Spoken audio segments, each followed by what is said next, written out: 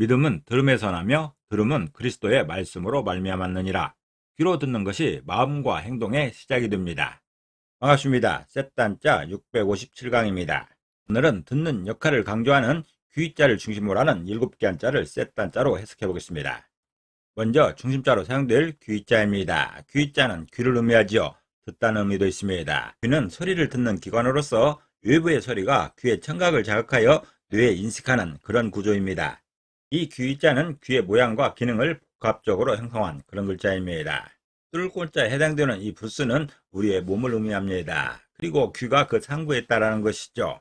그리고 삐친 별자가 있는데 어디에선가 바람처럼 들려오는 소리를 표현하고 있습니다. 그곳에 귀가 있다는 것을 이렇게 모양과 기능을 복합적으로 형성한 글자가 귀자입니다. 이렇게 사람의 귀 모양과 기능을 복합적으로 형성한 글자가 귀자입니다. 귀자는 사람의 귀 모양과 기능을 복합적으로 형성하고 있습니다. 이렇게 듣는 기능을 강조하는 귀자에 또 하나의 부수를 추가할 때마다 또 다른 한자를 만날 수 있습니다. 그것이 바로 셋단자입니다. 귀자가 포함된 첫 번째 관련자는 어조사 야자입니다. 어조사 야자는 어조사지요. 그런가라는 그런 뜻이 있습니다. 어조사라는 것은 실질적인 뜻은 없지만 다른 글자의 보조로 사용되는 토시를 말합니다. 이 어조사 야자는 귀자와 언덕부자로 구성되었죠. 그 중에 귀자는 귀를 의미합니다. 듣는 것을 말하는 것이죠. 언덕부자는 언덕을 말하고 있습니다. 그래서 어조사 야자는 귀의 언덕이 어조사라 표현하고 있습니다. 다시 말해서 마을의 언덕처럼 듣기 편하게 도와주는 말이 어조사 야자가 표현하는 그 어조사입니다. 전통적인 마을은 이렇게 언덕으로 둘러싸여 있는 게 보통입니다. 이런 마을이 편안한 것이죠. 이 언덕은 자연재해로부터도 많은 보호를 받고 적의 침입으로부터도 상당 부분 도움을 받습니다.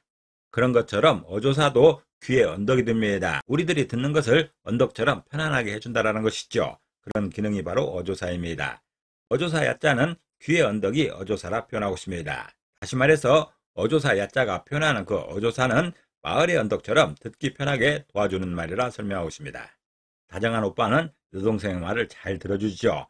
여동생이 어떤 말을 하더라도 마을의 언덕처럼 잘 들어주는 것이죠. 듣기 편하게 도와주는 그런 역할을 하는 게 어조사라는 그런 뜻입니다. 사용 단어로서는 우냐, 사냐가 있습니다. 우냐, 사냐는 구름이냐, 산이냐라는 뜻으로서 먼 곳을 바라보면서 산인지 구름인지 구분하기 어렵다는 뜻입니다. 또 가야나 마야라 할 때도 어조사 야자가 사용되고 있습니다. 두 번째 관련자는 부를 빙자입니다. 부를 빙자는 부르다는 뜻이 있죠. 부르다는 것은 말로 다른 사람을 오라고 하는 것입니다. 이 부를 빙자는 귀자와 말미암을 유자와 공교할 기호자로 구성되었습니다. 그 중에 귀자는 귀를 말하고 있습니다. 듣는 것을 의미하는 것이죠. 말미암을 유자는 말미암다는 것입니다. 이유를 말하고 있습니다. 공교할 기호자는 공교하다는 뜻이 있죠.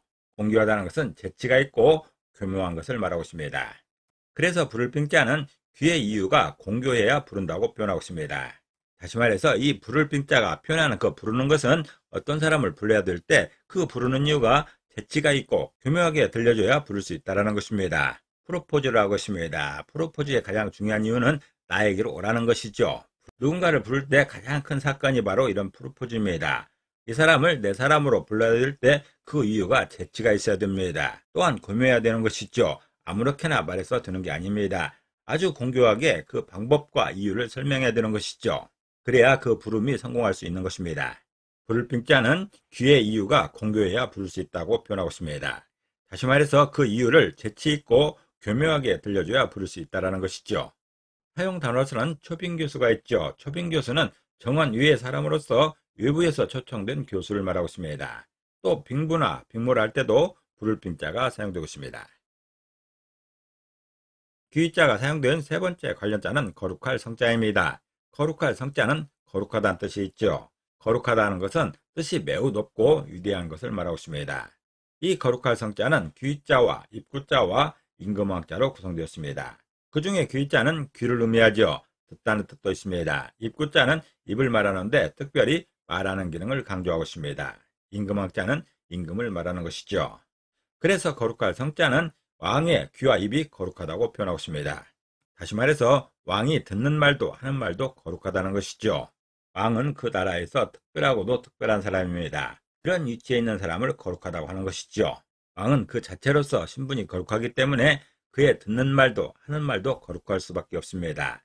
거룩할 성자는 왕의 귀와 입이 거룩하다고 표현하고 있습니다. 다시 말해서 왕이 듣는 말도 또 왕이 하는 말도 거룩하다는 것이죠. 사용 단어로서는 내성유왕이라는 말이 있습니다. 내성유왕은 안으로는 성인이며 밖으로는 임금이란 뜻이죠. 학술과 덕행을 아울러 지닌 사람을 이루는 말입니다. 또 성인이나 성결이라 할 때도 거룩할 성자가 사용되고 있습니다. 네 번째 관련자는 총명할 총자입니다. 총명할 총자는 총명하다는 뜻이 있죠. 총명하다는 것은 보고 들은 것을 오래 기억하는 힘이 있다는 것입니다. 이 총명할 총자는 귀자와 창자와 마음심자로 구성되었습니다. 그 중에 귀자는 귀를 의미합니다. 듣다는 뜻도 있죠. 창자는 창을 의미하고 굴뚝을 의미하기도 합니다. 마음심자는 마음을 의미하고 있죠. 그래서 총명할 총자는 귀로 들어서 마음에 창이 되는 게 총명이라 표현하고 있습니다. 다시 말해서 어떤 소리를 들어서 그에 대해서 안 내용을 마음으로 사용하는 힘이 있는 게 총명입니다. 들은 내용을 내 마음으로 간직하고 또 사용할 수까지 있다면 그게 바로 총명입니다. 특별히 아이들은 하루 종일 배우게 됩니다. 똑같은 자리에 앉아서 배우더라도 어떤 아이는 그 배운 내용을 잘 알게 되는데 어떤 아이는 전혀 알지 못하는 것이죠. 그게 총명함의 차이입니다. 총명할 총자는 귀로 들어서 마음에 창이 되는 게 총명이라 표현하고 있습니다. 다시 말해서 들어서 안 내용을 마음으로 사용하는 힘이 있다는 것이죠. 들어서 안 내용을 마음에 간직하고 그것을 사용할 수 있는 힘, 그게 바로 총명입니다. 사용 단어로서는 총명불려 둔필이라는 말이 있습니다. 총명불려 둔필은 총명은 둔필만 못하다는 뜻으로서 아무리 기억력이 좋다 하더라도 그때그때 적어두는 게 훨씬 낫다는 것이죠. 기록의 중요함을 말하는 것입니다. 또 총애나 총민이라 할 때도 총명할 총자가 사용되고 있습니다. 귀자가 사용된 다섯 번째 관련자는 일직자입니다. 일직자는 일을 의미하죠. 직분을 의미하기도 합니다. 일이라는 것은 무엇을 이루려고 몸을 움직이는 활동이지요. 이 일직자는 귀자와 소리음자와 창과자로 구성되었습니다. 그 중에 귀자는 귀를 의미합니다. 듣다는 뜻도 있죠. 소리음자는 소리를 의미하는 것이고 창과자는 창을 의미하는데 이 창은 수단을 말합니다. 창은 무기인 것이죠. 그렇기 때문에 군인들한테 전쟁터에 나가서 싸울 수 있는 수단이 됩니다. 그래서 창과자를 수단으로 해석하기도 합니다. 일직자는 귀로 들은 소리의 수단이 일이라 표현하고 있습니다. 다시 말해서 신에게 들어서 알게 된 자신의 생계 수단이 일이라는 것입니다. 하늘에서 정해준 나의 일을 말하는 것입니다. 하늘로부터 부여받은 세상에서 개인의 역할, 그것을 바로 일직자로 설명하고 있습니다. 세상살이는 누구에게나 고난의 길입니다. 누구나 무거운 짐을 감당하고 있는 것이죠. 그 무거운 일이 어떤 사람에게는 음악이 될 수가 있고 어떤 사람에게는 농사일이 될 수도 있습니다. 또 운동하는 사람도 있고 가르치는 사람도 있죠. 각자마다 개인의 역할이 있는 것인데 그 역할 중에 하늘로부터 부여받은 그 역할이 일직자입니다. 그저 생계수단으로 사용되는 일은 일업자로 구분할 수 있습니다. 사용 단어로서는 미관말직이 있습니다. 미관말직은 지위가 아주 낮은 벼슬 또는 그런 위치에 있는 사람을 이루는 말입니다. 또 직업이나 직분이라 할 때도 일직자가 사용되고 있습니다. 귀자가 사용된 여섯 번째 관련자는 이따을 연자입니다. 이따을 연자는 있닿다는 것이죠. 연계되다는 뜻도 있습니다. 있닿다라는 것은 서로 이어져 맞닿은 것을 말하고 있습니다. 이 이따을 연자는 귀자와 어릴 요자와 쌍쌍또 관자로 구성되었습니다. 그 중에 어릴 요자는 두 번 겹쳐 있습니다. 귀자는 귀를 의미하고 듣다는 의미도 있습니다. 어릴 요자는 어리다는 뜻이 있는데 두 번 겹쳐 있기 때문에 어린 아이들을 말하고 있습니다. 여러 아이들을 말하는 것이죠. 쌍쌍또 관자는 머리에 상투가 두 개 틀어져 있는 그 모양입니다. 막대기 두 개로도 표현됩니다. 마치 작은 막대기가 머리에 꽂아져 있는 그 모양이지요. 그래서 막대기 두 개로도 해석합니다. 그래서 이따을 연자는 막대기 두 개 안에 아이들의 귀가 있다고 표현하고 있습니다. 다시 말해서 한정된 공간에서 아이들의 소리가 연계되는 것을 말하고 있습니다. 이렇게 막대기로 구분해 놓은 이 공간 안에 아이들이 있습니다. 이 안에서 아이들이 자유롭게 떠들고 있는 것이죠. 그렇게 떠드는 아이들의 소리가 서로서로 연계되어 있다는 것을 말하고 있습니다. 그 소리가 끊이질 않고 계속 이어지는 그 상황인 것이죠. 아이들의 소리가 끊어지질 않고 계속 있다서 계속 흘러나오는 그 상황이 이따을 연자입니다.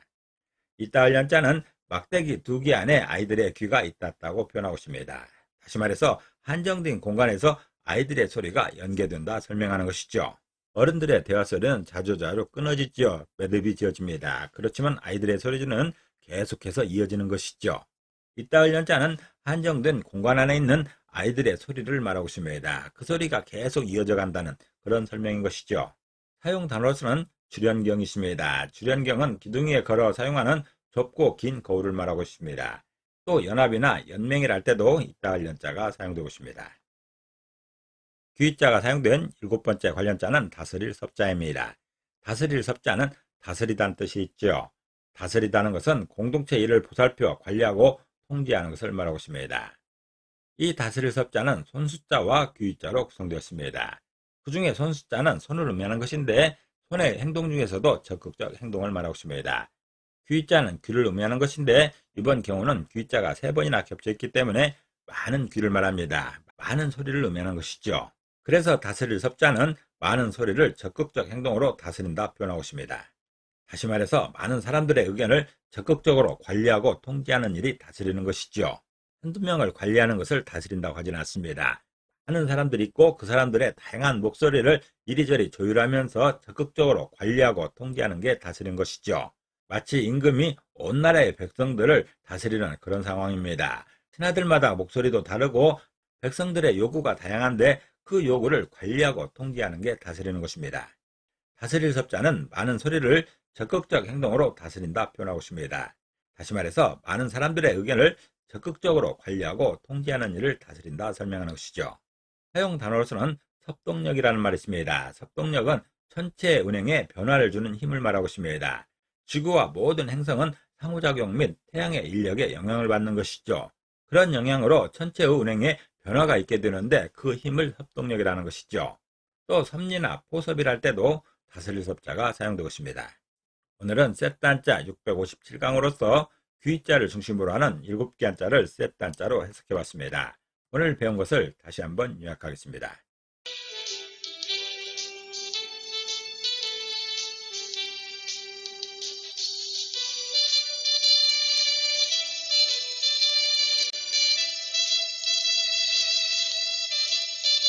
오늘도 평안을 기도합니다. 감사합니다.